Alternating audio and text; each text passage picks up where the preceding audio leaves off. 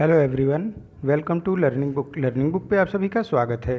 Learning book के इस video में हम 22 अगस्त और 23 अगस्त 2020 से संबंधित करंट अफेयर के प्रश्नों को कवर करेंगे। प्रश्नों की संख्या और दिनों से ज़्यादा है। फिर आइए शुरुआत करते हैं अपने आज के पहले प्रश्न के साथ। पहला प्रश्न है, नीति आयोग के अटल इनोवेशन मिशन के साथ किस कंपनी ने स्टूडेंट एंटरप्रेन्योरशिप प्रोग्राम का दूसरा संस्करण जारी किया? नीति आयोग एक मिशन चला रहा है, अटल इनोवेशन मिशन। अटल इनोवेशन मिशन का प्रमुख उद्देश्य अर्थव्यवस्था, विज्ञान व अन्य क्षेत्रों में रिसर्च, नवाचार को बढ़ावा देना है तथा नए कार्यक्रम और नीतियों का विकास करना है। अटल इनोवेशन मिशन ये नीति आयोग द्वारा चलाया जा रहा है। अटल इनोवेशन मिशन के तहत ही स्कूलों में अटल टिकरिंग लैब्स की स्थापना की गई है।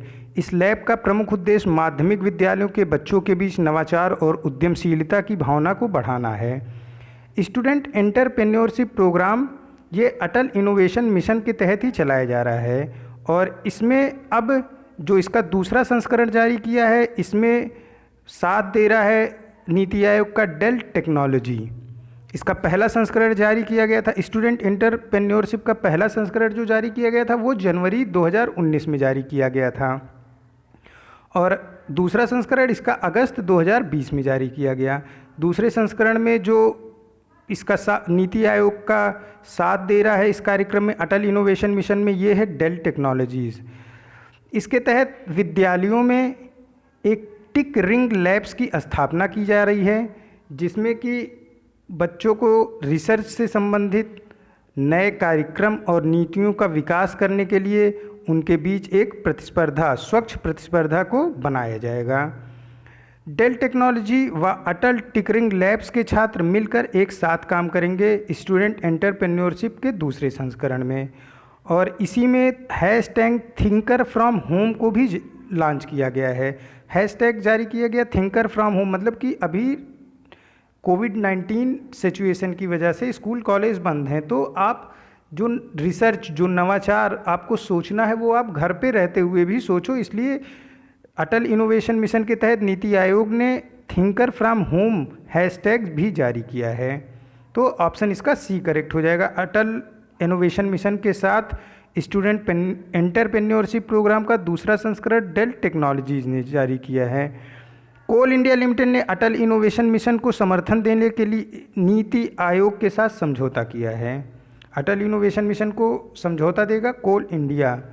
इस मिशन के डायरेक्टर रमणन रामनाथन हैं तथा नीति आयोग के अध्यक्ष तत्कालीन प्रधानमंत्री होते हैं। तो अभी नरेंद्र मोदी जी नीति आयोग के अध्यक्ष हैं, राजीव कुमार इसके उपाध्यक्ष हैं और अमिताभ कांत नीति आयोग के सीईओ हैं। नेक्स्ट क्वेश्चन है, जनजातीय स्वतंत्रता सेनानियों के योगदान को मान्यता देने के लिए जनजातीय मामलों के मंत्रालय द्वारा कितने आदिवासी स्वतंत्रता सेनानी संग्रहालयों का विकास किया जा रहा है? मिनिस्टर ऑफ ट्राइबल अफेयर द्वारा जो जनजातीय स्वतंत्रता सेनानी थे उनके संग्रहालयों का विकास किया जा रहा है। कुल 9 संग्रहालयों का विकास किया जाएगा और 2022 तक इन 9 संग्रहालयों को पूरी तरीके से विकसित कर दिया जाएगा। इसका प्रमुख उद्देश्य आदिवासी स्वतंत्रता सेनानियों के प्रति कृतज्ञता व्यक्त करना तथा लोगों को आदिवासी स्वतंत्रता सेनानियों के बीच जो आदिवासी स्वतंत्रता सेनानी थे उनके प्रति लोगों को जागरूक करना है। कई सारे लोग ऐसे हैं जिनको इनके बारे में पता ही नहीं है। इन्हीं सब के लिए 9 जनजातीय स्वतंत्रता सेनानी संग्रहालयों का विकास कर रहा है minister of tribal affair. Option D correct हो जाएगा। हमारे मिनिस्टर ऑफ ट्राइबल अफेयर के मंत्री हैं अर्जुन मुंडा। अर्जुन मुंडा ने ओडिशा के जो भुवनेश्वर में शेड्यूल्ड ट्राइब के प्रतिनिधियों की क्षमता निर्माण के लिए भी कार्यक्रम की शुरुआत की है। मिनिस्ट्री ऑफ ट्राइबल अफेयर ने फेसबुक के साथ मिलकर गोल कार्यक्रम को लॉन्च किया है। गोल कार्यक्रम क्या है? गोल कार्यक्रम के जरिए जो ट्राइबल यूथ हैं, जो जनजातीय यूथ हैं, उनको डिजिटल स्किलिंग के लिए प्रशिक्षित किया जाएगा। डिजिटल रूप से उनको पावरफुल बनाया जाएगा जो ट्राइबल यूथ हैं। फेसबुक के साथ मिलकर ट्राइबल अफेयर के मंत्रालय ने, जनजातीय मामलों के मंत्रालय ने गोल कार्यक्रम इसीलिए लॉन्च किया है। तो आदिवासी स्वतंत्रता सेनानियों के कुल 9 संग्रहालयों का विकास कर रहा है मिनिस्ट्री ऑफ ट्राइबल अफेयर, जिसके मंत्री अर्जुन मुंडा हैं। नेक्स्ट क्वेश्चन है, केंद्रीय जल शक्ति मंत्री गजेंद्र सिंह शेखावत ने स्वच्छ भारत मिशन अकादमी की शुरुआत की। गजेंद्र सिंह शेखावत का निर्वाचन क्षेत्र क्या है? गजेंद्र सिंह शेखावत का निर्वाचन क्षेत्र जोधपुर राजस्थान है। इन्होंने स्वच्छ भारत मिशन के तहत नई दिल्ली में स्वच्छ भारत मिशन अकादमी की शुरुआत की है और राष्ट्रीय स्वच्छता केंद्र का उद्घाटन किया था हमारे प्रधानमंत्री नरेंद्र मोदी ने। कहाँ पे? राजघाट पे। राजघाट क्या है? ये महात्मा गांधी की समाधि स्थल है। यहाँ पे राष्ट्रीय स्वच्छता केंद्र का उद्घाटन किया प्रधानमंत्री नरेंद्र मोदी ने। तो 2 क्वेश्चन की राष्ट्रीय स्वच्छता केंद्र कहाँ पे स्थित है? ये स्थित है राजघाट पे, जो कि महात्मा गांधी जी की समाधि है। राष्ट्रीय स्वच्छता केंद्र का उद्घाटन किसने किया? इसका उद्घाटन किया था प्रधानमंत्री नरेंद्र मोदी जी ने। दूसरा प्रश्न है, भारत मिशन अकादमी कहाँ है? ये स्थित है नई दिल्ली में।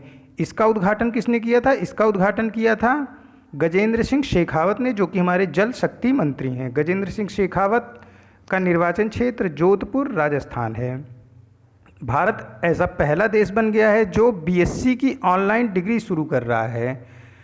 बीएससी बैचलर इन साइंसेज, ये प्रैक्टिकल सब्जेक्ट है। प्रैक्टिकल सब्जेक्ट की ऑनलाइन डिग्री अभी किसी देश में नहीं शुरू की गई है, लेकिन हमारे शिक्षा मंत्री रमेश पोखरियाल निशंक ने बीएससी की ऑनलाइन डिग्री शुरू कर दी है और ऐसा करने वाला भारत पहला देश बन गया है। ऑप्शन इसका ए करेक्ट हो जाएगा। गजेंद्र सिंह शेखावत का निर्वाचन क्षेत्र जोधपुर है। नेक्स्ट क्वेश्चन है, हाल ही में केवीसी एलूनेट के साथ कृषि मेघ को किसने लॉन्च किया?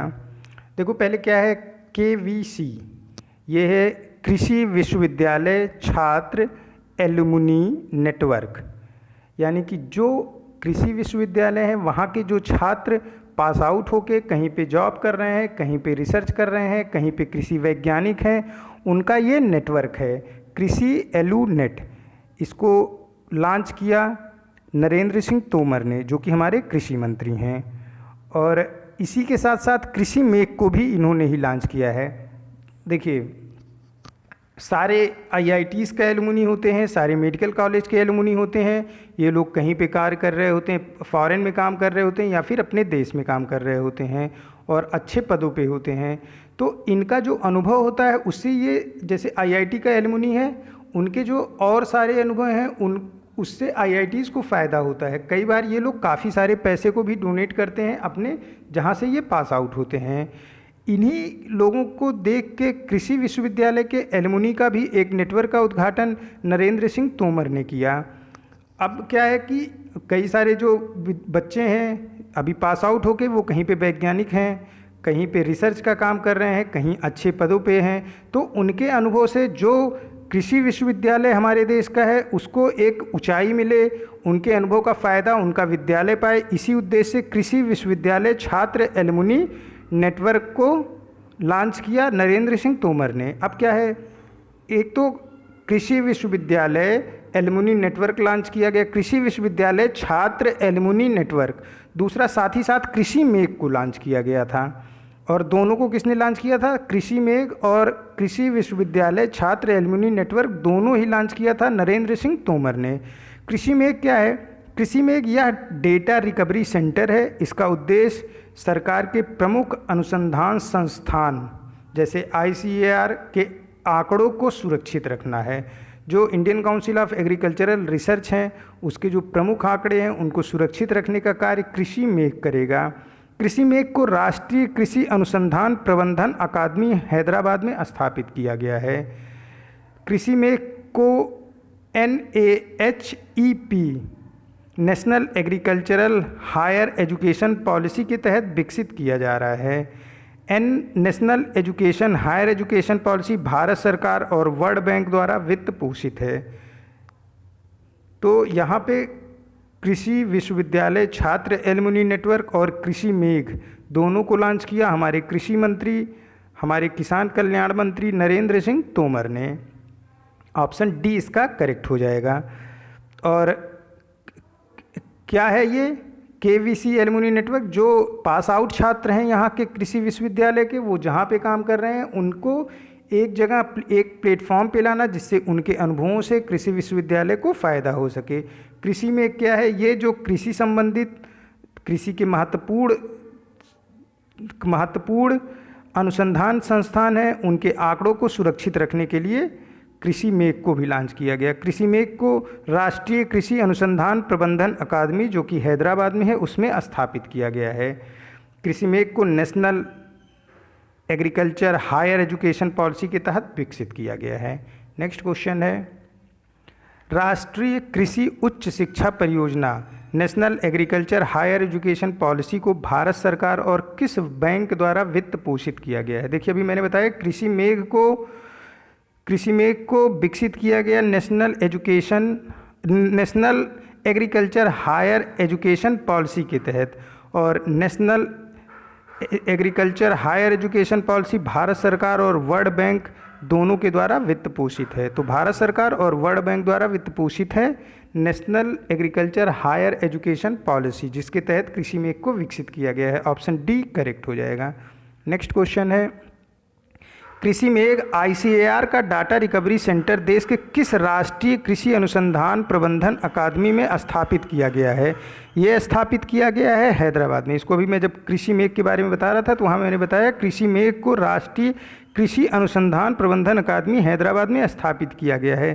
कृषि मेघ क्या है, यह एक डेटा रिकवरी सेंटर है। इसका उद्देश्य सरकार के प्रमुख अनुसंधान संस्थान जैसे ICAR के अहम आंकड़ों को सुरक्षित रखना है। नेक्स्ट क्वेश्चन है, अलेक्जेंडर ग्रिगोरीविच लुकाशेंको ने बेलारूस का लगातार 6वां राष्ट्रपति पद का चुनाव जीता है। बेलारूस की राजधानी क्या है। बेलारूस एक यूरोपियन देश है, ये पूर्वी यूरोप में स्थित है। इसकी राजधानी मिन्स्क है। ऑप्शन सी करेक्ट हो जाएगा।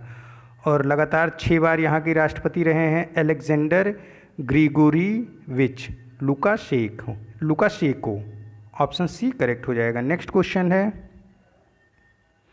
किस फाउंडेशन ने USAID US agency for international development के साथ मिलकर भारत की महिलाओं को चुनौतियों के लिए तैयार करने के लिए वोमेन GDP कार्यक्रम शुरू करने की योजना बनाई है। वुमेन GDP कार्यक्रम शुरू करने की योजना बनाई है रिलायंस फाउंडेशन ने। वुमेन GDP कार्यक्रम की शुरुआत जो योजना है ये महिलाओं को चुनौतियों के लिए तैयार करना है, खास करके भारतीय महिलाओं को, और इसमें रिलायंस फाउंडेशन की हेल्प करेगा United state agency for international development. और विमेन GDP के साथ साथ ही वोमेन कनेक्ट चैलेंज का भी शुभारंभ किया जाएगा। इसका प्रमुख उद्देश्य भारत में जेंडर इक्वलिटी स्थापित करना है, यानी कि जो महिलाओं और पुरुषों के बीच भेद है उसको समाप्त करना है तथा महिलाओं को डिजिटल रूप से सक्षम बनाना है। United state agency for international development का हेडक्वार्टर वाशिंगटन DC में है। इसके चेयरपर्सन जॉन वर्सा हैं। देखिए, रिलायंस फाउंडेशन का हेडक्वार्टर मुंबई में है और इसके फाउंडर कौन है, नीता अंबानी और मुकेश अंबानी। मैं देखिए फिर से रिपीट कर रहा हूँ, रिलायंस फाउंडेशन के फाउंडर नीता अंबानी और मुकेश अंबानी है, लेकिन रिलायंस इंडस्ट्रीज़ लिमिटेड के फाउंडर कौन है, धीरू भाई अंबानी हैं। रिलायंस इंडस्ट्रीज़ लिमिटेड के फाउंडर धीरू भाई अंबानी, रिलायंस फाउंडेशन के फाउंडर नीता अंबानी और मुकेश अंबानी, और रिलायंस इंडस्ट्रीज़ लिमिटेड और रिलायंस फाउंडेशन दोनों का हेडक्वार्टर मुंबई में स्थित है। रिलायंस फाउंडेशन USAID के साथ मिलकर वुमेन GDP कार्यक्रम शुरू करने की योजना बना रहा है, जिसमें महिलाओं को डिजिटल रूप से सक्षम बनाया जाएगा और महिलाओं को आने वाली चुनौतियों के लिए तैयार किया जाएगा। नेक्स्ट क्वेश्चन है, विश्व स्तरीय कौशल विकास संस्थान स्थापित करने के लिए किस राज्य ने राष्ट्रीय कौशल विकास निगम के साथ एक समझौता ज्ञापन पर हस्ताक्षर किया है। राष्ट्रीय कौशल विकास निगम के साथ समझौता ज्ञापन पर हस्ताक्षर करने वाला राज्य है Goa. National skill development corporation ने देश के युवाओं को कौशल युक्त बनाने के लिए माइक्रोसॉफ्ट के साथ भागीदारी की थी। और हमारे मिनिस्टर ऑफ स्किल डेवलपमेंट कौन है? ये हैं महेंद्र नाथ पांडे। हमारे मिनिस्टर ऑफ स्किल डेवलपमेंट ने आत्मनिर्भर स्किल एम्प्लॉय और एम्प्लॉयर के लिए मैपिंग कार्यक्रम को भी लॉन्च किया था। इसमें क्या था कि किसको कितने एम्प्लॉय चाहिए और किसके पास कितने एम्प्लॉयर हैं और किस स्किल का किसको कितना एम्प्लॉय चाहिए, इसकी एक मैपिंग जारी की गई थी मिनिस्ट्री ऑफ स्किल डेवलपमेंट के द्वारा, जिससे कि उसी अनुसार स्किल जो स्किलफुल किया जा रहा है, जो युवाओं को कौशल की ट्रेनिंग दी जा रही है, तो जितना ज़रूरत हो उसी हिसाब से कौशल की ट्रेनिंग युवाओं को दी जाए। और राष्ट्रीय कौशल विकास निगम के साथ एक समझौता ज्ञापन पर हस्ताक्षर किया है गोवा ने, जिससे कि विश्व स्तरीय कौशल विकास संस्थान स्थापित होगा गोवा में। ऑप्शन ए करेक्ट हो जाएगा इसका। साथ ही साथ नेशनल स्किल डेवलपमेंट कॉरपोरेशन ने युवाओं को कौशल युक्त बनाने के लिए माइक्रोसॉफ्ट के साथ साझेदारी की थी। नेक्स्ट क्वेश्चन है, दिल्ली सरकार ने स्मॉग टावर के निर्माण के लिए टाटा प्रोजेक्ट लिमिटेड और किस आईआईटी के साथ एक समझौता ज्ञापन पर हस्ताक्षर किया है? सुप्रीम कोर्ट ने एक आदेश दिया कि कनॉट प्लेस में कम से कम 20 मीटर ऊंचा एक स्मॉग टावर स्थापित किया जाए। ये आदेश सुप्रीम कोर्ट का दिल्ली गवर्नमेंट को था। इसके लिए दिल्ली सरकार ने टाटा प्रोजेक्ट लिमिटेड और आईआईटी बॉम्बे के साथ समझौता किया है। अब आईआईटी बॉम्बे और टाटा प्रोजेक्ट लिमिटेड मिलकर दिल्ली के कनॉट प्लेस पे एक स्मॉग टावर को स्थापित करेंगे। क्या होता है स्मॉग टावर? स्मॉग टावर अपने आसपास के वायु को पूरी तरीके से प्रदूषण मुक्त कर देता है। देश का पहला स्मॉग टावर भी दिल्ली में ही स्थापित किया गया था, राजेंद्र नगर में इसको स्थापित किया गया था। और उस समय इसको स्थापित करने में जिसकी महत्वपूर्ण भूमिका थी वो क्रिकेटर थे जो कि भाजपा से सांसद हैं, गौतम गंभीर। और अभी सुप्रीम कोर्ट के आदेश के बाद दिल्ली सरकार कनॉट प्लेस में एक और स्मॉग टावर को स्थापित करने के लिए टाटा प्रोजेक्ट लिमिटेड और आईआईटी बॉम्बे के साथ समझौता ज्ञापन पर हस्ताक्षर किया है। आईआईटी दिल्ली ने डेटा प्रोजेक्ट लिमिटेड के सहयोगी एनबीसीसी लिमिटेड यानी कि नेशनल बिल्डिंग कंस्ट्रक्शन कॉरपोरेशन द्वारा पौधा लगाओ और पर्यावरण बचाओ अभियान भी चलाया था।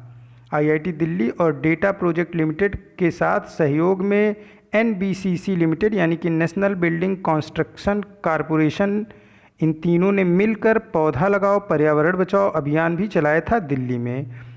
दिल्ली गवर्नमेंट ने एक ई पोर्टल लॉन्च किया, learning through e resources made accessible for Delhi. मैं फिर से रिपीट कर रहा हूँ, दिल्ली गवर्नमेंट के शिक्षा मंत्री मनीष सिसोदिया ने एक ई पोर्टल लॉन्च किया। ई पोर्टल का क्या नाम था? Learning through e resources made accessible for Delhi. कोविड-19 की वजह से जो छात्र अभी स्कूल नहीं जा रहे हैं, उसी से उनको पढ़ाई कराने के उद्देश्य से e learning resource made accessible for Delhi launch किया मनीष सिसोदिया ने, जो कि दिल्ली के शिक्षा मंत्री हैं। ऑप्शन सी इसका करेक्ट हो जाएगा। नेक्स्ट क्वेश्चन है, केंद्र सरकार द्वारा तैयार वैक्सीन प्रबंधन पर राष्ट्रीय विशेषज्ञ समूह का प्रमुख कौन है? अभी भारत में कई सारे कोविड-19 के वैक्सीन का ट्रायल फेज चल रहा है, जिसमें जो 3 प्रमुख हैं वो एक भारत बायोटेक का है कोवैक्सीन, एक जायडस कैंडिला का है जायोकॉव डी, और ऑक्सफोर्ड यूनिवर्सिटी और serum institute of Pune, Oxford university जो कि इंग्लैंड की है और सीरम इंस्टीट्यूट ऑफ पुणे जो कि महाराष्ट्र में स्थित है, ये मिलकर जो यही 3 मेन हैं, Oxford university, serum institute of Pune, Bharat biotech और जायडस कैंडिला, इन्हीं तीनों का जो है ट्रायल फेज सबसे आगे चल रहा है। और ऐसी उम्मीद की जा रही है कि 2 से 3 महीने में भारत खुद का अपना वैक्सीन लॉन्च कर देगा। उसी को देखते हुए केंद्र सरकार ने वैक्सीन प्रबंधन पर राष्ट्रीय विशेषज्ञों का समूह बनाया है कि वैक्सीन का ट्रायल पूरा होने के बाद जब इसे बनाने की बारी आई, यानी वैक्सीन मैन्युफैक्चर और उसका डिस्ट्रीब्यूशन का पूरी तरीके से रोड मैप तैयार रहे, ये आसान काम तो होगा नहीं कि पूरे इंडिया में वैक्सीन को पहुंचाना जल्द से जल्द बनने के बाद। इसी के लिए केंद्र सरकार पहले से तैयार है और बी के पॉल के नेतृत्व में एक राष्ट्रीय विशेषज्ञ समूह का गठन किया है। इनका काम है कि वैक्सीन मैन्युफैक्चर कैसे अधिक से अधिक वैक्सीन की मैन्युफैक्चरिंग की जाएगी वैक्सीन लॉन्च होने के बाद, और कैसे इनको देश के रिमोट एरिया से लेके प्रत्येक कोने कोने तक पहुंचाया जाए। इसी के लिए रोड मैप तैयार करने का काम है इस वैक्सीन प्रबंधन पर राष्ट्रीय विशेषज्ञ समूह का, जिसके अध्यक्ष बी के पॉल हैं। रूस ऐसा पहला देश बना जो कि कोविड-19 के वैक्सीन को लॉन्च करके अपने यहाँ के लोगों को उसने वैक्सीनाइज करना शुरू कर दिया है। और रूस का जो वैक्सीन है उसका नाम है स्पुतनिक वी। इसको बनाया है गोमालेया रिसर्च इंस्टीट्यूट और रूसी रक्षा मंत्रालय ने मिलकर।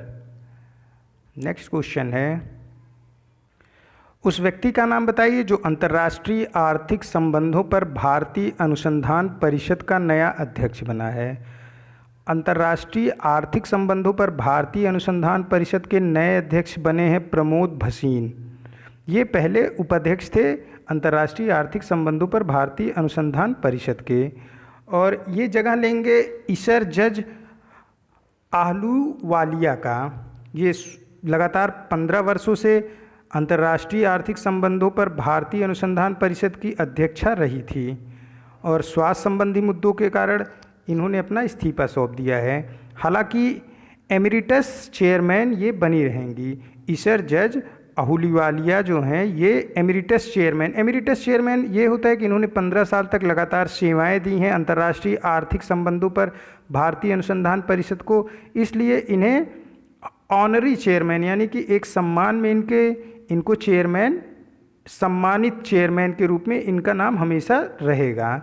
और चेयरमैन इसी चेयरमैन को बोलते हैं एमिरिटस चेयरमैन, जिनके सम्मान में इनको लगातार लोग चेयरमैन बोलते रहेंगे। तो एमिरिटस चेयरमैन अंतर्राष्ट्रीय आर्थिक संबंधों पर भारतीय अनुसंधान परिषद की कौन है? ये हैं ईशर जज आहलूवालिया। और चेयरमैन कौन है? चेयरमैन बन गए हैं प्रमोद भसीन। इसका मुख्यालय नई दिल्ली में है। आर्थिक संबंधों पर इनका प्रमुख कार्य है कि जो विदेशी हैं, जो दूसरे देश हैं, फॉरेन कंट्रीज़ हैं, उनके साथ हम अपने आर्थिक संबंध को कैसे रखें, इसी के लिए ये लगातार रिसर्च करते रहते हैं। ऑप्शन बी इसका करेक्ट हो जाएगा। नेक्स्ट क्वेश्चन है, भारतीय प्रतिस्पर्धा आयोग ने होंडा मोटर और किस कंपनी के बीच संयुक्त उद्यम गठन से संबंधित एक प्रस्तावित संयोजन को मंजूरी दे दी है? ये गठन होगा होंडा मोटर्स का और हिटाची का। हिटाची और होंडा मोटर दोनों मिलकर जो कंपनी बनाएंगे उसका नाम होगा होंडा मोटर को limited and HL। HL means Hitachi हो जाएगा यहाँ पे। होंडा मोटर्स को लिमिटेड ये जापान की विश्वस्तरीय कंपनी है जो कि मोटरसाइकिल, स्कूटर, ऑटोमोबाइल का निर्माण और इसकी मार्केटिंग करती है। जो हिटाची है ये power train system, chassis system, driver सहायता प्रणाली को विकसित करती है। अब ये दोनों कंपनियां मिलकर कार्य करेंगी। हिटाची और होंडा मोटर्स दोनों एक कंपनी हो गई है। इसका नाम होगा Honda motor HAMCL and Hitachi. इसका गठन होगा, दोनों के गठन को मंजूरी दी किसने? भारतीय प्रतिस्पर्धा आयोग ने, यानी कि CCI ने। CCI इसका प्रमुख उद्देश्य क्या है, इसको क्यों गठित किया गया, इसको हम यहाँ पे देखेंगे। और साथ ही में CCI और CII इन सब के बारे में भी जानेंगे। देखिए CCI इसका प्रमुख उद्देश्य है स्वच्छ प्रतिस्पर्धा को बढ़ावा देना ताकि बाजार को उपभोक्ताओं के हितों का साधन बनाया जा सके। होता क्या है, जैसे जब दो कंपनियां हैं, कोई एक बड़ी कंपनी है, कोई एक छोटी कंपनी है, तो कोई कंपनी स्वतंत्र रूप से अपना कार्य कर सके, अपनी कंपनी के बारे में वो स्वतंत्र निर्णय ले सके। इन्हीं सब चीज़ों की देखभाल करता है भारतीय प्रतिस्पर्धा आयोग। अब ऐसा नहीं कि कोई छोटी कंपनी है उस पर कोई बड़ी कंपनी जबरन अपना अधिकार कर ले, इन्हीं सब से रक्षा करता है ये भारतीय प्रतिस्पर्धा आयोग। कोई दो कंपनियों को मिलना है तो इसके लिए इससे अनुमति लेनी होती है कि हम दोनों अपनी कंपनियों को एक दूसरे में मिला रहे हैं। और इसीलिए अभी होंडा मोटर्स और आपका हिटाची ने इससे मंजूरी लेने के बाद दोनों कंपनियां एक हो गईं। अब क्या है, दूसरा है central information commission.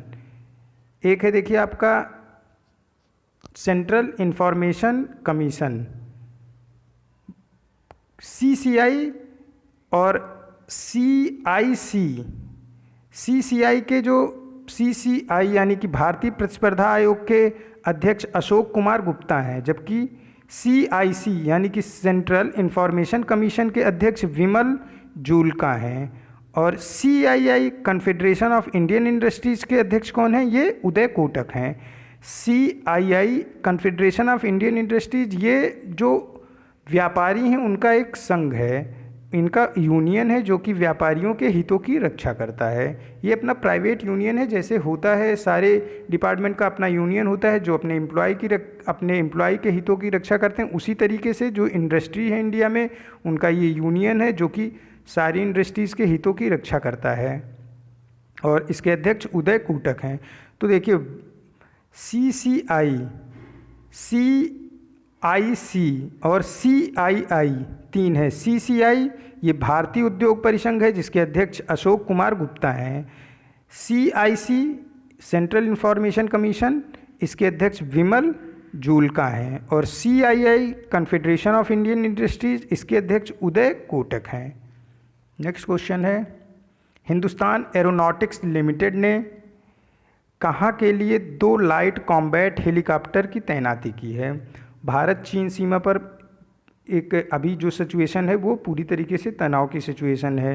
Present situation में इंडियन एयरफोर्स को समर्थन देने के लिए हिंदुस्तान एरोनॉटिक्स लिमिटेड द्वारा 2 लाइट कॉम्बैट हेलीकॉप्टरों को उच्च ऊंचाई पर तैनात किया गया है। ये जो लाइट कॉम्बैट हेलीकॉप्टर है ये 2 इंजन वाला है। इसको आत्मनिर्भर भारत अभियान के तहत HAL द्वारा बनाया गया है। ये पूरी तरीके से भारतीय है और यह पूरी दुनिया में जो हमला करने वाले हेलीकॉप्टर होते हैं उनमें सबसे हल्का हेलीकॉप्टर है। पूरी दुनिया में हमला करने वाले हेलीकॉप्टरों में सबसे हल्का हेलीकॉप्टर लाइट कॉम्बैट हेलीकॉप्टर, इसको बनाया है हिंदुस्तान एरोनॉटिक्स लिमिटेड ने, जो प्रेजेंट सिनेरियो में तैनात किया गया है लद्दाख में इंडिया और चाइना के बॉर्डर पर। भारत, ऑप्शन इसका C करेक्ट हो जाएगा। भारत 36 राफेल विमानों को खरीद रहा है, राफेल लड़ाकू विमानों को खरीद रहा है। किससे? फ्रांस की डसॉल्ट एविएशन कंपनी से, जिसमें से 5 विमानों का पहला जखीरा भारत आ चुका है। और ये कहाँ पे उतरा था? ये उतरा था अंबाला के इंडियन एयरफोर्स स्टेशन के बेस पे इसको उतारा गया था। नेक्स्ट क्वेश्चन है, तो लद्दाख में ये तैनात किया गया है 2 लाइट कॉम्बैक्ट हेलीकॉप्टर जिसे हिंदुस्तान एरोनॉटिक्स लिमिटेड ने बनाया है।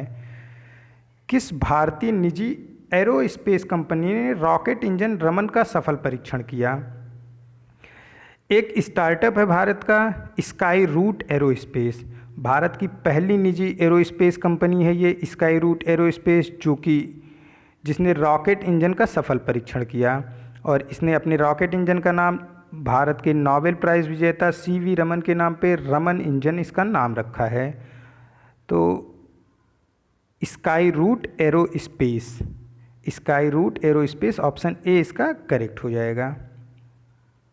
नेक्स्ट क्वेश्चन है,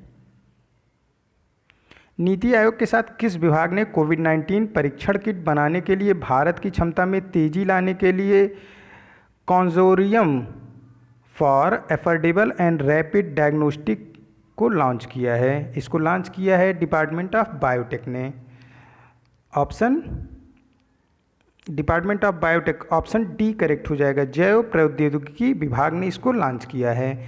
और ये क्या है कि ये मुक्त करेगा भारत को अन्य देशों से कोविड-19 टेस्ट के लिए। भारत खुद जो है अपने पे निर्भर हो जाएगा, इससे उसे अन्य देशों से कोई मदद लेने की ज़रूरत नहीं पड़ेगी।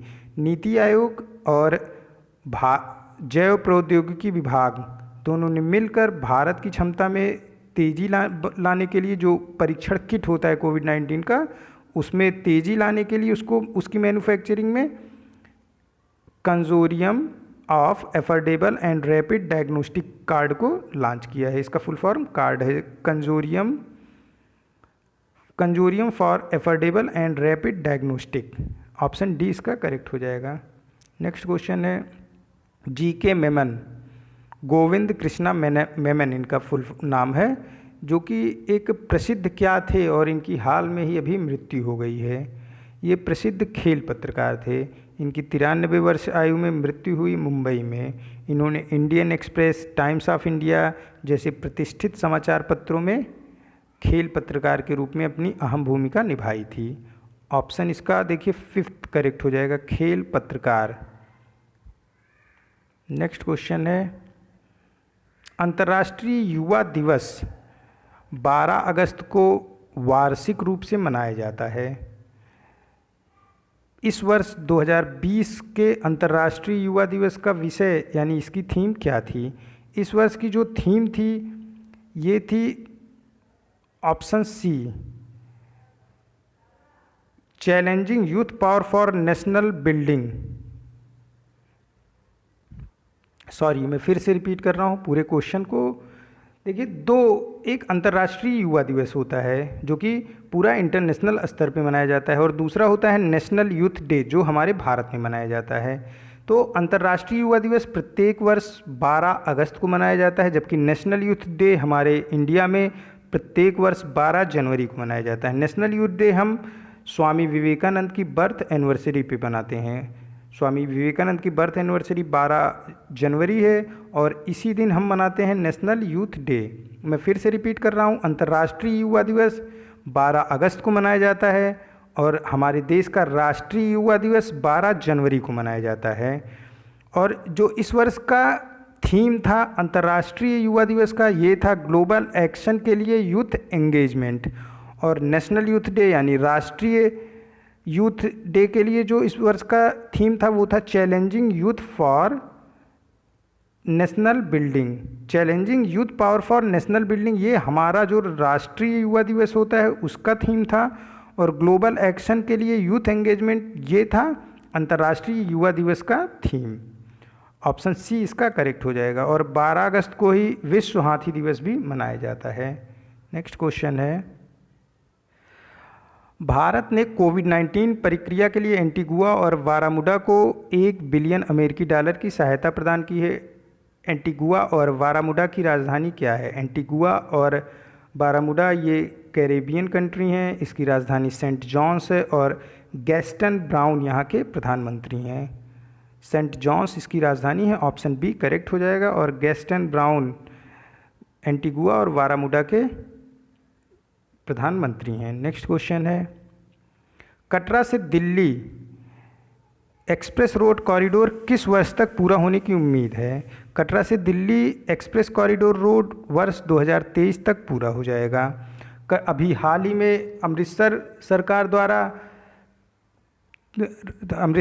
सरकार द्वारा हाईवे अथॉरिटी ऑफ इंडिया से एक निवेदन किया गया कि कटरा से दिल्ली हाईवे में अमृतसर को भी शामिल कर लिया जाए, जिसे हमारे सड़क परिवहन मंत्री नितिन गडकरी ने स्वीकार कर लिया है। यानी अब कटरा से दिल्ली, जो जम्मू में कटरा है, माता वैष्णो देवी का जहाँ पे मंदिर है, वहाँ को दिल्ली से एक हाईवे से कनेक्ट किया जाएगा, और इसमें अब पंजाब का अमृतसर भी शामिल हो जाएगा।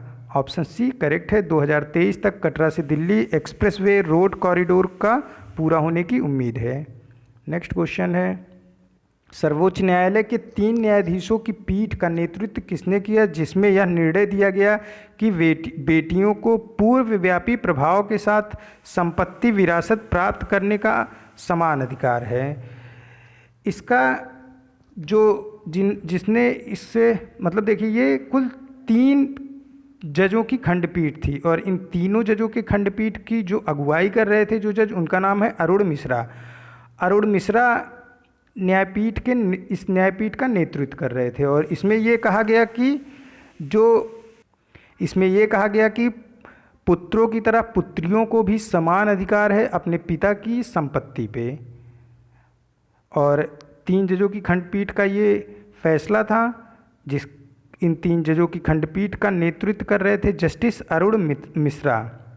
देखिए, मुस्लिम महिलाओं के लिए ट्रिपल तलाक को असंवैधानिक करार दिया 5 जजों की खंडपीठ ने, और उस समय उस खंडपीठ का कौन नेतृत्व कर रहा था? Justice Khehar bench. उसका नेतृत्व कर रही थी।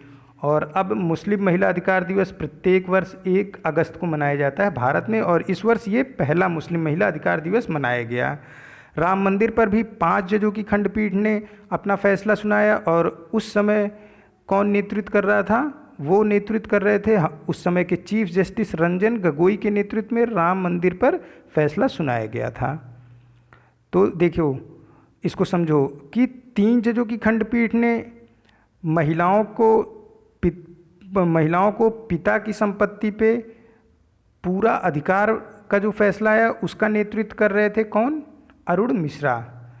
जस्टिस खेहर में नेतृत्व कर रहे थे मुस्लिम महिला का जो ट्रिपल तलाक का मामला था, मुस्लिम महिलाओं को जो ट्रिपल तलाक दिया जाता था उसे असंवैधानिक करार दिया गया सुप्रीम कोर्ट द्वारा, और उस जजों की खंडपीठ का जो नेतृत्व कर रहे थे वो थे जस्टिस खेहर।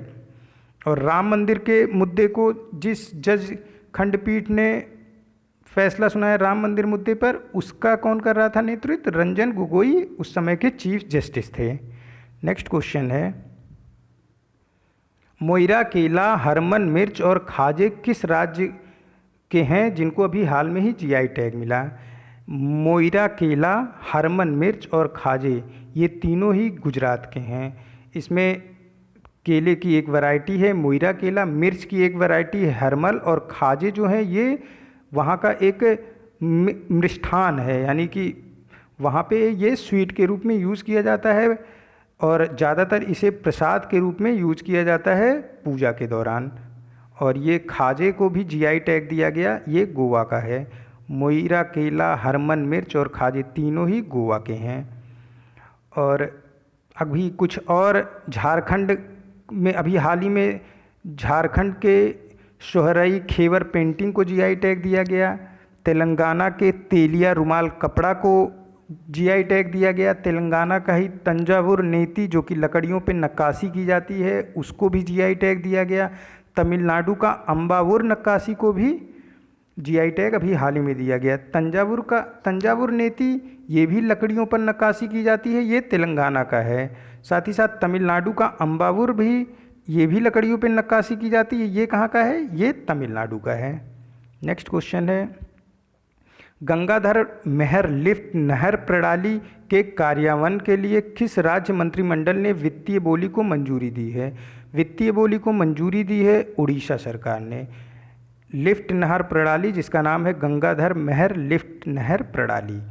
लिफ्ट नहर प्रणाली क्या होती है? देखो, जो नहर होती है ये समतल ज़मीन पर होती है और कई बार खेती की जाती है ऊंचाई पर, तो वहाँ पे पानी की सुविधा पहुँचाने के लिए लिफ्ट नहर प्रणाली बनाई जाती है, यानी नहर को मशीनों के द्वारा उठा के उससे ऊपर करके ऊंचाई पर स्थित खेतों की सिंचाई की जाती है, यही लिफ्ट नहर प्रणाली होती है।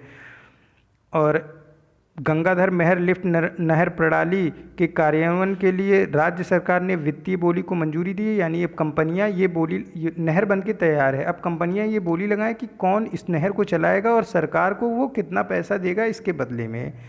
ये उड़ीसा राज्य सरकार ने किया है। उड़ीसा के मुख्यमंत्री नवीन पटनायक हैं। नेक्स्ट क्वेश्चन है, किस राज्य की कैबिनेट ने एक प्रस्ताव को मंजूरी दी है जो कोविड-19 नियमों के उल्लंघन करने वालों के लिए जुर्माना बढ़ाने से संबंधित है? जुर्माना बढ़ाने से संबंधित कोविड-19 नियमों का उल्लंघन जो करेगा उसके लिए प्रस्ताव को मंजूरी दी है उड़ीसा सरकार ने। उड़ीसा की राजधानी भुवनेश्वर है और मुख्यमंत्री नवीन पटनायक हैं, गवर्नर यहाँ के गणेशी लाल हैं। यूनेस्को की कुछ धरोहर हैं उड़ीसा में, उसको मैं यहाँ रिपीट कर रहा हूँ, आप नोट डाउन करोगे। भितरकनिका जहाँ पे मैनग्रोव प्लांट भरपूर मात्रा में पाए जाते हैं, ये यूनेस्को धरोहर है, उड़ीसा में स्थित है। कोणार्क सूर्य मंदिर ये भी यूनेस्को धरोहर है और उड़ीसा में है। चिल्का लेक ये भी यूनेस्को धरोहर है और उड़ीसा में स्थित है। नेक्स्ट क्वेश्चन है, किस राज्य सरकार ने देश का पहला इलेक्ट्रिक वाहन पार्क शुरू करने की योजना बनाई है? देश का पहला इलेक्ट्रिक वाहन पार्क शुरू करने की योजना बनाई है तमिलनाडु सरकार ने। क्या है ये इलेक्ट्रिक वाहन पार्क? देखो, जैसे फूड पार्क था कि कोई सामान बनाना है, कोई फूड आइटम बनाना है, जैसे नमकीन की मैन्युफैक्चरिंग करनी है, नमकीन को बनाना है फैक्ट्री में। अब नमकीन में क्या क्या पड़ेगा? जो सामान नमकीन में पड़ेगा वो सब एक एरिया स्पेस डिफाइन हो, वहीं पे उसका जो है वो सारे सामान वहीं पे मिल जाएं और वहीं पे फैक्ट्री में बन जाए। जैसे आलू का चिप्स बनाना है तो आलू खरीदने जो चिप्स की फैक्ट्री है उसको किसानों से संपर्क करना पड़ता था, लेकिन अब किसान डायरेक्ट फूड पार्क में ले जाके आलू को बेच सकते हैं। उसी तरीके से जो इलेक्ट्रिक वाहन पार्क होगा, इसमें इलेक्ट्रिक वाहन बनाने में जितने पार्ट्स होते हैं, देखो कोई भी चीज़ जो बनती है उसको कोई एक कंपनी 100% नहीं बनाती है। हाँ, असेंबल करने का काम एक कंपनी करके उसकी मार्केटिंग कर लेती है, लेकिन सारे के सारे पार्ट कोई सिंगल कंपनी नहीं बनाती है, वो कई सारे पार्टों को अलग अलग कंपनियों से खरीद के असेंबल करती है। तो जो अलग अलग कंपनियों से खरीद के असेंबल किया जाता है वो दूर दूर की कंपनियों से मंगाया जाता है। तो इलेक्ट्रिक वाहन पार्क जो बनेगा इसमें एक स्पेस डिफाइन होगा, ये पार्क होगा जहाँ पे इलेक्ट्रिक वाहन बनाने के लिए सारे पुर्जे उपलब्ध होंगे, और उसी स्पेस में, उसी पार्क में कुछ ऐसी फैक्ट्रियां भी होंगी जो उन सारे पुर्जों को अलग अलग फैक्ट्रियों से खरीद के असेंबल करेंगी। यानी कि एक स्पेस के अंदर ही पूरे के पूरे पुर्जे मिल जाएंगे और साथ ही साथ वहाँ पे मैन्युफैक्चरिंग का कार्य भी हो जाएगा। इससे समय की बचत होगी, पैसे की बचत होगी, क्योंकि अगर आप किसी पुर्जे को दूर से मंगाते हो तो उसमें पैसे इन्वेस्ट होते हैं, उसमें टाइम इन्वेस्ट होता है, लेकिन इलेक्ट्रिक वाहन पार्क में आपके पैसे की भी बचत होगी, आपके मतलब कि जो कंपनियां मैन्युफैक्चरिंग कर रही हैं इलेक्ट्रिक वाहन को, उनके पैसे की भी बचत होगी, साथ ही साथ उनके समय की भी बचत होगी। देश का पहला इलेक्ट्रिक वाहन पार्क स्थापित किया जाएगा तमिलनाडु में। नेक्स्ट क्वेश्चन है, भारत सरकार का पहला गहरा भूमिगत रेल वेंटिलेशन शाफ्ट किस मेट्रो रेल निगम द्वारा पूरा किया गया? क्या है भूमिगत रेल वेंटिलेशन शाफ्ट? जो वेंटिलेशन मीन्स कि वहाँ पे हवा का आना जाना रहे। अब जो भूमिगत रेलवे है वहाँ पे हवा कैसे जाएगी, इसी से संबंधित है भूमि रेल वेंटिलेशन शाफ्ट, यानी हवा को भूमिगत रेलवे में पास कराने के लिए ही भूमिगत रेल वेंटिलेशन शाफ्ट बनाया जाता है रेलवे द्वारा। कोलकाता मेट्रो रेल कॉरपोरेशन निगम द्वारा देश का सबसे गहरा भूमिगत रेल वेंटिलेशन शाफ्ट विकसित किया गया, और कोलकाता में ही अंडरग्राउंड वाटर मेट्रो भी पहला भारत का चलाया जा रहा है। ऑप्शन ए इसका करेक्ट हो जाएगा। और जो ये भूमिगत रेल वेंटिलेशन शाफ्ट है ये तो हवा को पास करेगा ही करेगा, जो अंडरग्राउंड ज़मीन के नीचे के मेट्रो स्टेशन हैं, साथ ही साथ किसी इमरजेंसी के कंडीशन में ये एग्ज़िट होने के लिए भी उपयोग में लाया जाएगा। ऑप्शन ए इसका करेक्ट हो जाएगा। नेक्स्ट क्वेश्चन है, पंजाब के सीएम अमरिंदर सिंह ने छात्रों को क्या प्रदान करने के लिए पंजाब स्मार्ट कनेक्ट योजना की शुरुआत की है? छात्रों को पंजाब सरकार की तरफ से स्मार्टफोन दिया जाएगा। इसमें ओबीसी, एससी और एसटी छात्रों को कवर किया जाएगा। सबसे पहले ये क्लास 12 के ओबीसी, एससी और एसटी छात्रों को प्रदान किया जाएगा। अभी कोविड-19 सिचुएशन की वजह से स्कूल और कॉलेजेस बंद हैं, ऑनलाइन पढ़ाई कराई जा रही है। इसी को ध्यान में रखते हुए पंजाब सरकार ओबीसी, एससी, एसटी छात्रों को स्मार्टफोन वितरित करेगी। ऑप्शन सी करेक्ट हो जाएगा। और पहले फेज़ में जो वितरण का पहला फेज होगा वो क्लास 12 के स्टूडेंट को ये दिया जाएगा। पंजाब सरकार के कुछ और घर घर निगरानी ऐप हैं, कोवा पंजाब ऐप है, ये दोनों पंजाब सरकार का ऐप है। कोविड-19 से रिलेटेड घर घर निगरानी ऐप में पंजाब सरकार, जो पंजाब के लोग हैं, कोई कोविड-19 से है अगर संक्रमित है तो उसकी निगरानी रखने के लिए घर घर निगरानी ऐप को लॉन्च किया था पंजाब सरकार ने। कोवा ऐप ये कोविड-19 के लिए जागरूकता फैलाने के उद्देश्य से पूरे पंजाब में को जागरूक करने के लिए कोवा ऐप को लॉन्च किया था पंजाब गवर्नमेंट ने, कोविड-19 से जागरूक करने के लिए पंजाब की पूरे जनसमूह को। और आरोग्य सेतु ऐप ये भारत सरकार का है कोविड-19 का सेल्फ असेसमेंट टेस्ट के लिए। नेक्स्ट क्वेश्चन है, युवाओं को सॉफ्ट ऋण और सब्सिडी प्रदान करने के लिए कर्मा साथी प्रकल्प योजना किस राज्य ने शुरू की है? कर्मा साथी प्रकल्प योजना शुरू की है पश्चिम बंगाल ने। क्या है ये सॉफ्ट ऋण? सॉफ्ट ऋण मीन्स कि जो अभी इंटरेस्ट रेट बैंकों का चल रहा है उससे कम इंटरेस्ट रेट पे सरकार द्वारा मुहैया कराया जाएगा ऋण युवाओं को। युवाओं को सॉफ्ट ऋण कौन मुहैया करा रहा है? ये करा रहा है पश्चिम बंगाल सरकार द्वारा, ताकि जो युवा हैं वो अपने बिजनेस को विकसित कर सकें और साथ ही साथ आत्मनिर्भर भारत में अपना योगदान दे सकें। कुछ और भी महत्वपूर्ण योजनाएं हैं पश्चिम बंगाल सरकार की।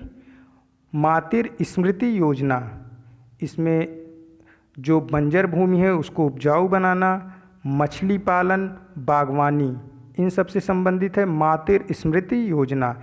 एग्जिट ऐप लॉन्च किया था वेस्ट बंगाल सरकार ने, जो दूसरे प्रदेश के श्रमिक वेस्ट बंगाल में फंस गए थे कोविड-19 की वजह से, उनको रजिस्टर्ड करके उनके प्रदेश में पहुंचाने की योजना बनाई थी। एग्जिट ऐप के थ्रू वेस्ट बंगाल गवर्नमेंट ने, वेस्ट बंगाल सरकार को 2 स्कॉच अवार्ड भी मिले। एक वेटिंग हट्स के लिए, वेटिंग हट जो इनकी स्कीम थी ये प्रेग्नेंट वुमेन के लिए थी, और ई समाधान योजना के लिए भी इनको स्कॉच अवार्ड प्रदान किया गया। तो 2 स्कॉच अवार्ड 2 वेस्ट बंगाल को मिले, वो वेटिंग हट जो कि प्रेग्नेंट वुमेन गर्भवती महिलाओं के लिए थी, और ई समाधान योजना ये सीएमओ ऑफिस की योजना है वेस्ट बंगाल सरकार की। इन दोनों को स्कॉच अवार्ड मिला था। नेक्स्ट क्वेश्चन है, गोवा सरकार ने किस भाषा में व्यावसायिक शिक्षा और प्रशिक्षण के लिए गिज इंडिया और सीमेंस के साथ त्रिपक्षीय समझौते पर हस्ताक्षर किया है? जर्मन लैंग्वेज में व्यावसायिक शिक्षा और प्रशिक्षण के लिए गिज इंडिया और सीमेंस के साथ त्रिपक्षीय समझौते पर हस्ताक्षर किया है गोवा सरकार ने। गोवा सरकार जो गोवा की आईआईटीज़ हैं वहाँ पे छात्रों को जर्मन लैंग्वेज में भी पढ़ाई कराएगा। इससे क्या क्या फ़ायदा होगा? जब छात्र जर्मन लैंग्वेज में पढ़ के निकलेंगे, जो उनकी चुनी हुई भाषा होगी, अगर वो चाहें तो जर्मन में पढ़ सकते हैं, तो उन्हें जर्मनी में जाके भी काम करने का मौका मिलेगा। या फिर कोई दूसरे देश से, जर्मन देश से इंडिया में आके पढ़ाई करना चाह रहा है तो उसे अपनी लोकल लैंग्वेज भी मिलेगी। इसी के लिए गोवा सरकार ने गिज इंडिया और सीमेंस के साथ त्रिपक्षीय समझौता किया। त्रिपक्षीय समझौता मीन्स गोवा सरकार का, गिज इंडिया और सीमेंस तीनों ने मिलकर एक समझौता किया है कि गोवा में व्यावसायिक शिक्षा और प्रशिक्षण के लिए जर्मन भाषा का भी उपयोग किया जाएगा। ऑप्शन बी इसका करेक्ट हो जाएगा। नेक्स्ट क्वेश्चन है, 40 millimetre under barrel grenade launcher जो हाल ही में बीएसएफ को सौंपा गया, ये किस कंपनी द्वारा डिज़ाइन किया गया है? ये डिज़ाइन किया गया है गोला बारूद कारखाना खड़की पुणे द्वारा। ऑर्डिनेंस फैक्ट्री बोर्ड के अधीन ये सारी फैक्ट्रियां कार्य करती हैं जो कि रक्षा उपकरण बनाती हैं। ऑर्डिनेंस फैक्ट्री बोर्ड का मुख्यालय ऑफिस हेडक्वार्टर कलकत्ता में है और हरि मोहन जी इसके चेयरमैन हैं।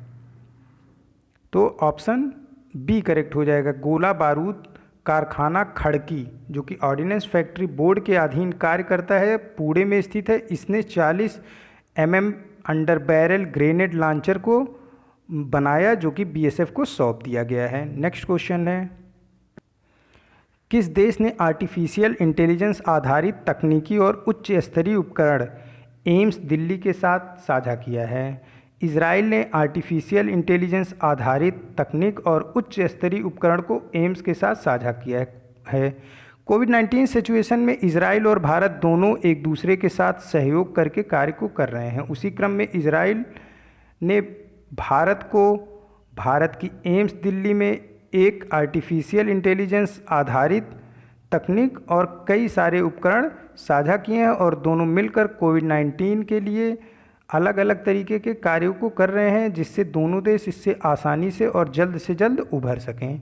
ऑप्शन डी इसका करेक्ट हो जाएगा। नेक्स्ट क्वेश्चन है, तेलंगाना सरकार ने centre for fourth industrial revolution और किस संगठन के सहयोग से artificial intelligence for agricultural innovation programme को लॉन्च किया है? विश्व आर्थिक मंच और centre for fourth industrial revolution दोनों मिलकर तेलंगाना सरकार ने तेलंगाना में एग्रीकल्चर इनोवेशन के लिए आर्टिफिशियल इंटेलिजेंस के इस्तेमाल के लिए तेलंगाना सरकार द्वारा अनुमति प्रदान की गई है। मैं फिर से रिपीट कर रहा हूँ, तेलंगाना सरकार ने centre for fourth industrial revolution और किस संगठन के सहयोग से artificial intelligence for agriculture innovation programme को लॉन्च किया है? तेलंगाना सरकार ने artificial intelligence for agriculture innovation programme को लॉन्च किया। इसमें तेलंगाना सरकार की मदद कर रहा है कौन? Centre for fourth industrial revolution और विश्व आर्थिक मंच। इसके लिए Telangana government 25 global artificial intelligence innovation hub को स्थापित करेगा हैदराबाद में, जिससे कि जो एग्रीकल्चर है, एग्रीकल्चरल इनोवेशन, एग्रीकल्चर में जो नवाचार होगा, खेती में जो नवाचार होगा, उसमें इंटेलिजेंस, आर्टिफिशियल इंटेलिजेंस का प्रयोग किया जा सके। इसी के लिए तेलंगाना सरकार ने centre for fourth industrial revolution और विश्व आर्थिक मंच के साथ समझौता किया है। तेलंगाना में ही कालेश्वरम लिफ्ट सिंचाई परियोजना है, जो कि दुनिया की सबसे बड़ी लिफ्ट सिंचाई परियोजना है। लिफ्ट सिंचाई परियोजना भी मैंने आपको पीछे बताया है, उसे आप ध्यान से सुनोगे तो पता चल जाएगा क्या होती है लिफ्ट सिंचाई परियोजना। कालेश्वरम लिफ्ट सिंचाई परियोजना ये गोदावरी पे स्थित है, तेलंगाना में है। ये दुनिया की सबसे बड़ी लिफ्ट सिंचाई परियोजना है। कालेश्वरम लिफ्ट सिंचाई परियोजना कहाँ पे है? ये तेलंगाना में है। पोलावरम बहुउद्देशीय परियोजना ये आंध्र प्रदेश की है, ये भी गोदावरी नदी पे है। गोदावरी नदी की 2 परियोजनाएं जो सबसे महत्वपूर्ण है, कालेश्वरम लिफ्ट सिंचाई परियोजना तेलंगाना में, क्योंकि ये दुनिया की सबसे बड़ी लिफ्ट सिंचाई परियोजना है। पोलावरम बहुउद्देशीय परियोजना ये केंद्र सरकार की परियोजना है आंध्र प्रदेश में गोदावरी नदी पर। नेक्स्ट क्वेश्चन है, उस संगठन का नाम बताइए जिसने अतुल्य नाम से एक माइक्रोवेव उपकरण को विकसित किया है, जो केवल 30 सेकंड में किसी भी परिसर को कीटाणु रहित कर सकता है। किसी भी परिसर को कीटाणु रहित करने के लिए 30 सेकंड के समय में अतुल्य नाम का जो उपकरण, माइक्रोवेव उपकरण विकसित किया है, ये है रक्षा प्रौद्योगिकी संस्थान। रक्षा प्रौद्योगिकी संस्थान पुणे महाराष्ट्र में स्थित है। ऑप्शन सी करेक्ट हो जाएगा। नेक्स्ट क्वेश्चन है, उस राज्य का नाम बताइए जो 13 अगस्त को सालाना देशभक्त दिवस मनाता है। सालाना 13 अगस्त को देशभक्त दिवस मनाने वाला राज्य है मणिपुर। 1891 में मणिपुर में एक युद्ध हुआ था, एंग्लो मणिपुर युद्ध, और उसी की याद में 13 अगस्त को प्रत्येक वर्ष देशभक्त दिवस मनाया जाता है। इस दौरान मणिपुर के काफ़ी सारे नागरिकों ने अपना बलिदान अपने देश के लिए दे दिया था। और 13 अगस्त को ही वर्ल्ड लेफ्ट हैंडेड डे मनाया जाता है। 13 अगस्त को ही विश्व अंगदान दिवस भी मनाया जाता है। आप इसे नोट कर लोगे। 13 अगस्त को सालाना देशभक्त दिवस मनाया जाता है मणिपुर में। 13 अगस्त को वर्ल्ड लेफ्ट हैंडेड डे मनाया जाता है, मतलब कि जो लेफ्ट हैंड से अपने कार्य को करते हैं उनके लिए जो दिन समर्पित है वो 13 अगस्त है। और साथ ही साथ 13 अगस्त को विश्व अंगदान दिवस भी मनाया जाता है। नेक्स्ट क्वेश्चन है, सामाजिक श्रेणी में आत्मनिर्भर ऐप इनोवेशन चैलेंज जीतने वाले ऐप का क्या नाम है? सामाजिक श्रेणी में आत्मनिर्भर ऐप इनोवेशन चैलेंज जीतने वाले ऐप का नाम है चिंगारी। देखिए, अभी कुछ दिन पहले ही जब हमारे रिश्ते खराब हुए चाइना के साथ, तो केंद्र सरकार ने 59 चाइनीज़ ऐपों पर बैन लगा दिया। और फिर उसी में एक ऐप था टिकटॉक, जो कि भारत में काफ़ी प्रचलित ऐप था और ये लोगों को स्टार बनाने का कार्य करता था, ऐसा बोला जाता है। अब टिकटॉक की जगह चिंगारी ऐप, जिसे भिलाई के सुमित घोष ने डेवलप किया, उसको मिला है सामाजिक श्रेणी में आत्मनिर्भर ऐप इनोवेशन चैलेंज जीतने वाले ऐप का खिताब। ये एप्पल स्टोर और गूगल प्ले दोनों ही स्टोरों पे मौजूद है और इसकी रेटिंग 4 रेटिंग से ज़्यादा ही है। तो ऑप्शन ए इसका करेक्ट हो जाएगा। नेक्स्ट क्वेश्चन है, आयकर विभाग के पारदर्शी कराधान ईमानदारी का सम्मान मंच की शुभारंभ किसने किया? ईमानदारी का पारदर्शी कराधान ईमानदारी का सम्मान मंच का शुभारंभ किया हमारे प्रधानमंत्री नरेंद्र मोदी ने। जो ईमानदार करदाता हैं उनको सम्मान देने के लिए, उनको अगर वो प्रॉपर टाइम से अपने कर को चुका रहे हैं तो कर में थोड़ी छूट प्रदान की जाएगी पारदर्शी कराधान ईमानदारी को सम्मान अभियान के तहत। और पारदर्शी कराधान ईमानदारी का सम्मान मंच का शुभारंभ किया नरेंद्र मोदी ने। हमारे CBDT यानी कि CBDT के चेयरमैन हैं प्रमोद चंद्र मोदी, और नरेंद्र मोदी ने पारदर्शी कराधान ईमानदारी का सम्मान मंच की शुरुआत की। Central board of direct taxes के चेयरमैन हैं प्रमोद चंद्र मोदी। यहाँ इस क्वेश्चन का ऑप्शन डी करेक्ट हो जाएगा। मैं फिर से रिपीट कर रहा हूँ, पारदर्शी कराधान ईमानदारी का सम्मान, इसका शुभारंभ किया नरेंद्र मोदी ने। ये उन करदाताओं के लिए है जो समय के साथ और समय पर ईमानदारी से अपने कर को चुकता करते हैं। उनको कर में थोड़ी सी छूट देने का योजना है पारदर्शी कराधान ईमानदारी का सम्मान अभियान के तहत। और सेंट्रल बोर्ड डायरेक्ट टैक्स के जो चेयरमैन हैं उनका नाम है प्रमोद चंद्र मोदी। पारदर्शी कराधान ईमानदारी का सम्मान को मंच का शुभारंभ किया नरेंद्र मोदी जी ने। ऑप्शन डी करेक्ट हो जाएगा। ये आज का लास्ट क्वेश्चन था। मिलते हैं नए करंट अफेयर के साथ नेक्स्ट वीडियो में। Keep study on learning book. Thank you for watching this.